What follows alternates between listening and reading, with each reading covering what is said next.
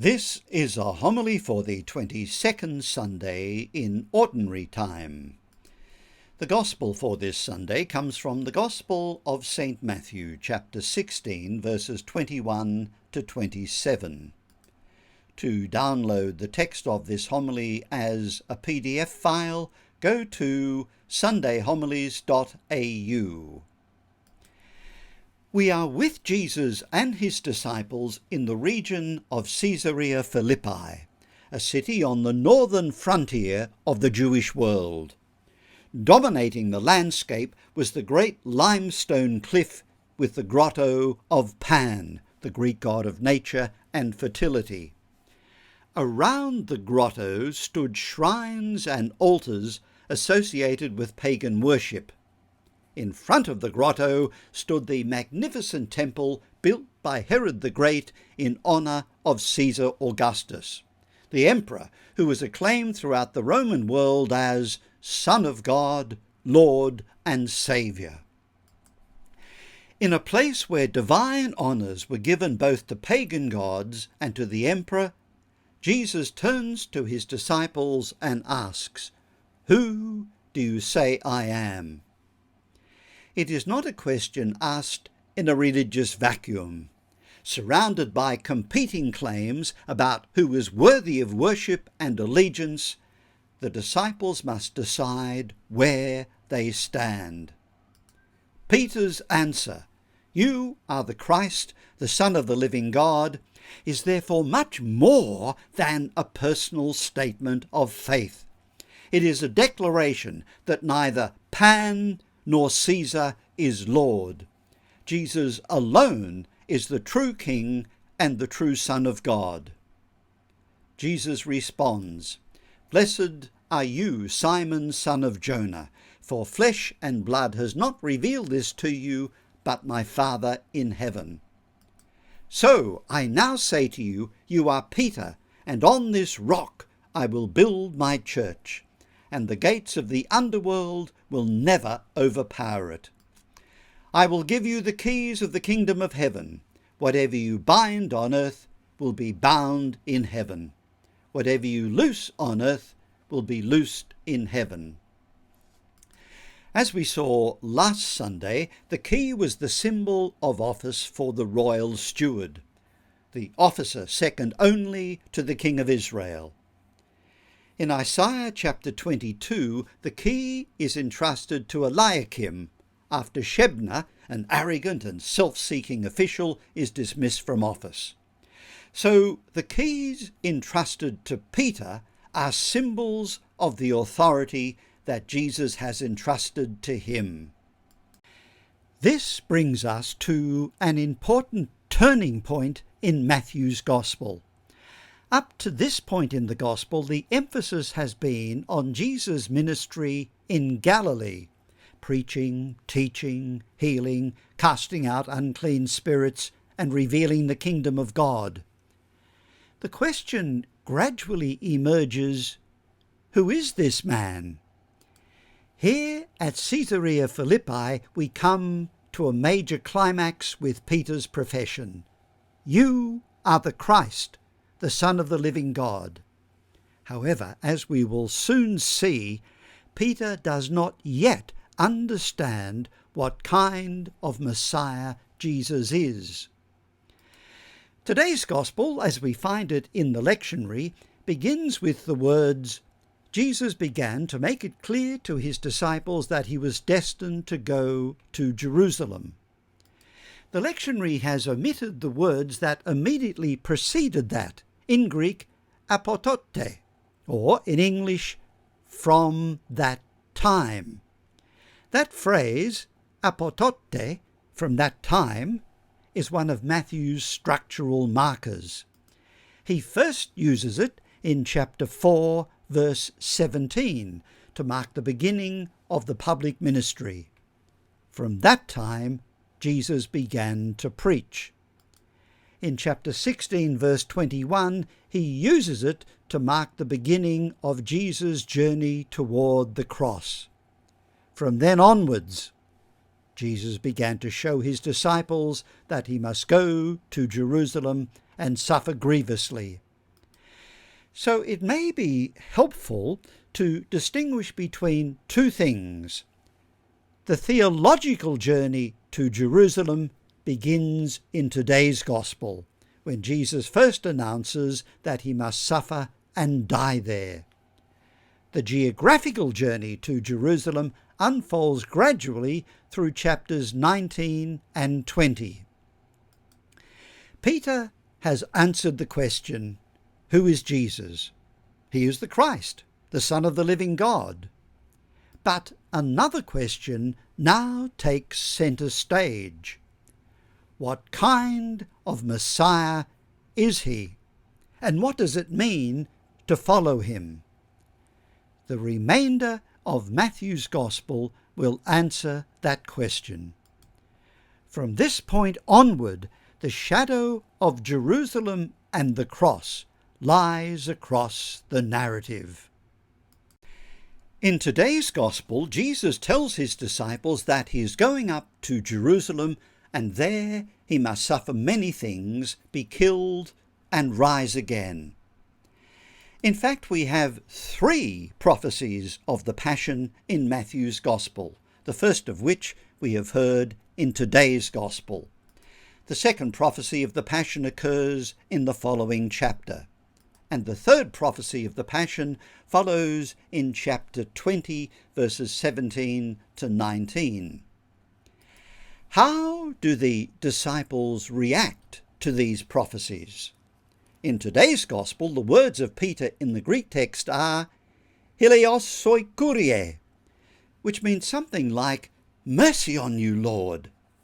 He goes on to say, "This must not happen to you." Peter has just acknowledged that Jesus is the Christ, the Messiah, God's anointed one. However, the idea of a suffering and dying Messiah is beyond Peter's comprehension. I pointed out last week that during the 1,000 years between the reign of King David and the time of Jesus, the Jewish people had been conquered by one superpower after another. At the time of Jesus, the Jews were the subjects of the Roman Empire. It was understandable that people looked back to the time of David and saw it as a golden age when they were free of foreign oppression. The so-called Psalms of Solomon, written in the 1st century BC, give us a glimpse of these hopes. They prayed that God would send them another ruler like David who would set them free. Raise up for them their king, the son of David, to destroy the unrighteous rulers, to purge Jerusalem from Gentiles. He will have Gentile nations serving under his yoke. He will be a righteous king, the Lord Messiah. It would seem that sentiments like these were in the minds of Peter and the disciples when they acclaimed Jesus as Messiah. The job description of the Messiah was clear. Kick out the Romans, restore the fortunes of Israel, defeat our enemies, bring freedom, prosperity, and peace to Israel. Make us once again rulers of our own destiny.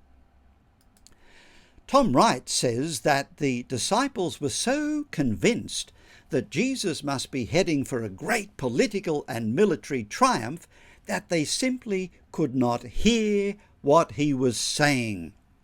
He was talking about suffering and death, and they kept interpreting his words as a coded description of victory.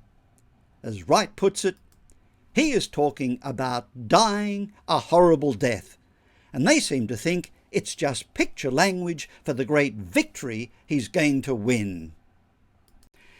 In the first chapter of the letter to the Romans, Paul writes, "I am not ashamed of the gospel." In her book, The Crucifixion, Fleming Rutledge pauses over those words and asks an important question.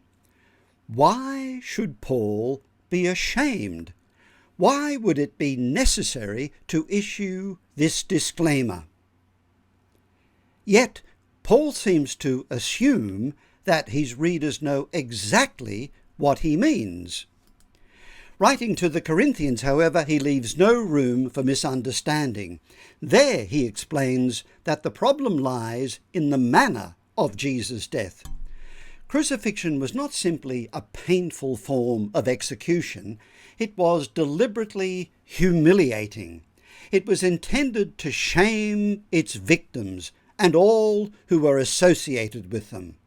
That is why Paul writes, "We proclaim a crucified Christ, to the Jews a stumbling block, and to the Gentiles foolishness." For the disciples at Caesarea Philippi, a crucified Messiah seemed like a contradiction in terms. A Messiah was supposed to defeat Israel's enemies, restore the kingdom, and establish God's rule. A Messiah hanging on a Roman cross looked not like a victor, but like a failure. That is why Peter reacts so strongly. "Mercy on you, Lord! This must not happen to you." Jesus responds with words that must have shocked the disciples. "Get behind me, Satan. You are a stumbling block to me, because you are thinking not as God thinks, but as humans do."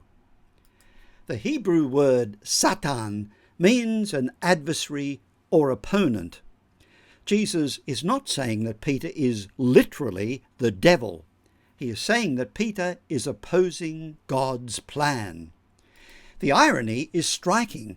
Earlier in Matthew's Gospel, it was Satan who tried to divert Jesus from the path laid out for him by his Father. In the wilderness, he offered Jesus a vision of power, glory, and kingship without suffering. Now Peter, without realizing it, is presenting the same temptation. Be the Messiah, but avoid the cross. Jesus then calls Peter a stumbling block, a translation of the Greek word skandalon, from which we derive the English word scandal. Only a few verses earlier, Peter had been called the rock on which Christ would build his church. Now he has become a stumbling stone in Christ's path. Peter has recognized that Jesus is the Messiah. What he has not yet understood is what kind of Messiah Jesus is. He and the other disciples still have a long and painful journey ahead of them before they can hold together two truths that seem impossible to reconcile: that Jesus is the Son of God, and that he must enter into the suffering of this world in order to heal it from within. Jesus then goes on to say, "Anyone who wants to be a follower of mine must renounce self and take up the cross and follow me." Today, the cross has become a fashion accessory, as you can see here. I recall hearing of a woman who went to a jewellery store to buy a silver cross. The sales assistant showed her one and then added, "If you don't like the plain cross, we do have one with a little man on it." As Tom Wright explains, the symbol of the cross meant something quite different in the time of Jesus. The very mention of crucifixion was taboo in polite Roman circles, since it was the lowest form of capital punishment, reserved for slaves and rebels. As for the Jews, the very idea of a crucified Messiah was scandalous. A crucified Messiah was a horrible parody of the kingdom dreams that many were cherishing. Fleming Rutledge writes, "Crucifixion was specifically designed to be the ultimate insult to personal dignity, the last word in humiliating and dehumanizing treatment. Degradation was the whole point." The Roman statesman Cicero described crucifixion as the most cruel and disgusting penalty.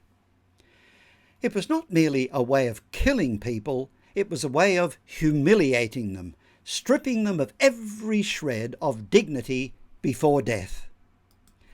After the revolt led by Spartacus, which lasted from 73 to 71 BC, the Romans crucified 6,000 captured slaves along the 200 kilometres of the Via Appia between Rome and Capua. Think about that for a moment. Over a distance of 200 kilometres, there was roughly one cross every 33 metres. For the people of the Roman world, the cross was not a religious symbol. It was an instrument of terror. That helps us understand why Christians were initially reluctant to portray Jesus on the cross. Today, we would expect to see a crucifix displayed prominently in every Catholic church. Yet, it took centuries before Christians felt able to depict openly the crucifixion of their Lord. One of the earliest surviving Christian depictions of Christ crucified appears on the wooden doors of the Church of Santa Sabina in Rome, carved in the 5th century. Even there, the image is remarkably restrained. The cross was simply too painful, too shameful, and too shocking. And perhaps it still is. Timothy Radcliffe tells of Ecce Homo, a statue installed in London's Trafalgar Square in 1999. It portrays Christ standing before the crowd as a slim, vulnerable young man. Surrounded by heroic military and political figures, he appears strikingly weak and defenceless. A passerby reportedly looked at the statue and said, "If that's Jesus Christ, it's a bloody miracle. You couldn't put your faith in someone like that. He's as weak as a kitten." The Australian cartoonist Michael Leunig makes a similar point. One of his characters finds God lying on the ground. God spoke to him. God said, "Help me, I'm wounded." God lay bleeding on the ground. "You're not God," said the man. "God is all-powerful." "I'm all vulnerable," said God. "I am in pain. I am at your mercy." Unable to bear such a thought, the man finishes God off then and there. Leunig has identified something profound. The religious imagination naturally seeks power, victory, success, and triumph. It does not seek weakness, suffering, humiliation, and death. Dietrich Bonhoeffer wrote that the weakness and suffering of Christ was and remains a reversal of what the religious person expects from God. And that is why Peter recoils from the thought of a suffering Messiah. And that is why Jesus' words about taking up the cross would have sounded so shocking to his first disciples. The cross was not a piece of jewelry. It was not a religious decoration. It was a symbol of shame, rejection, suffering, and death. Yet Jesus says that anyone who wishes to follow him must take up that cross and walk behind him. Jesus continues, "Anyone who wishes to save his life will lose it, but anyone who loses his life for my sake will find it." The word translated here as life is psyche. It can mean life, self, person, or one's very being. Jesus is not simply talking about physical survival. He is talking about the deepest question of human existence. What sort of person am I becoming? What is at the centre of my life? Thomas Merton offers a helpful insight. He writes, "Every one of us is shadowed by an illusory person, a false self. all sin starts from the assumption that my false self, the self that exists only in my own egocentric desires, is the fundamental reality of life to which everything else in the universe is ordered. The false self wants to place itself at the centre of everything. It wants life on its own terms. It wants recognition, control, success, and importance. It wants to be the star of the story. The Swiss theologian Hans Urs von Balthasar describes two different dramas that we can live out in life. One he calls the Theodrama. The word theo comes from the Greek word theos, meaning God. In the Theodrama, God stands at the centre, and we discover our identity by participating in God's purposes. The other he calls the ego drama. In the ego drama, I stand at the centre. Life revolves around my plans, my ambitions, my desires, and my success. The false self that Merton describes always wants to star in the ego drama. I'm writing the script. I'm the director. I'm also producing it. And above all, I play the starring role. Everyone else in this world is so extremely lucky to be able to play a supporting role in the drama of my life. It's all about me. The cartoon character Lucy expresses this beautifully. While pushing her on a swing, Linus is reading aloud from a book. It says here that the world revolves around the sun once a year. Lucy looks puzzled. The world revolves around the sun? Are you sure? And then she says, I thought it revolved around me. We laugh because here we recognize something of ourselves. Martin Luther described this tendency with the phrase homo incurvatus in se, the human being curved in upon himself. Fallen humanity becomes trapped within its own desires, ambitions, fears, and preoccupations. Yet Jesus says that the path to life lies in the opposite direction. To find ourselves, we must lose ourselves. To save our life, we must give it away. New Testament scholar John Mayer explains, discipleship means an affirmation of Jesus, which entails a negation of self-centeredness, an immolation of egotism on the cross. As goes the master, so goes the disciple. A truly fulfilled life eludes the grasp of the person who selfishly seeks self-fulfillment. Only those who cease to grasp at life, only those who give up their little projects of a tailored-to-order existence and who surrender their lives to God in imitation of and for the sake of the crucified Jesus will receive the fullness of life as a gift from God.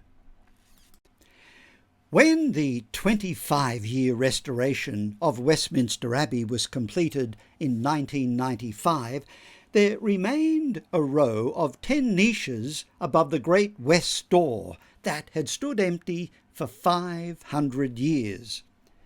The decision was made to fill them. The Abbey could have chosen kings and queens, bishops and theologians, scholars and statesmen.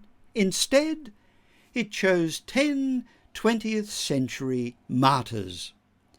As visitors pass through the western door, they are confronted by men and women who took the words of Jesus seriously. If anyone wishes to come after me, let him deny himself, take up his cross, and follow me. There stands Maximilian Kolbe, a Polish Franciscan priest imprisoned in Auschwitz by the Nazis. When a fellow prisoner was selected for execution in retaliation for an escape, Kolbe volunteered to take his place. After weeks of starvation, he was killed by lethal injection. There stands Manche Mesemola, a young South African girl preparing for baptism against her family's wishes. She was beaten and ultimately killed by her parents because of her Christian faith. There stands Janani Luwum, the Anglican Archbishop of Uganda, who courageously criticised the brutality and human rights abuses of the regime of Idi Amin. He was arrested, tortured, and murdered by government agents. There stands Grand Duchess Elizabeth Feodorovna, a member of the Russian royal family who became a nun after her husband's assassination.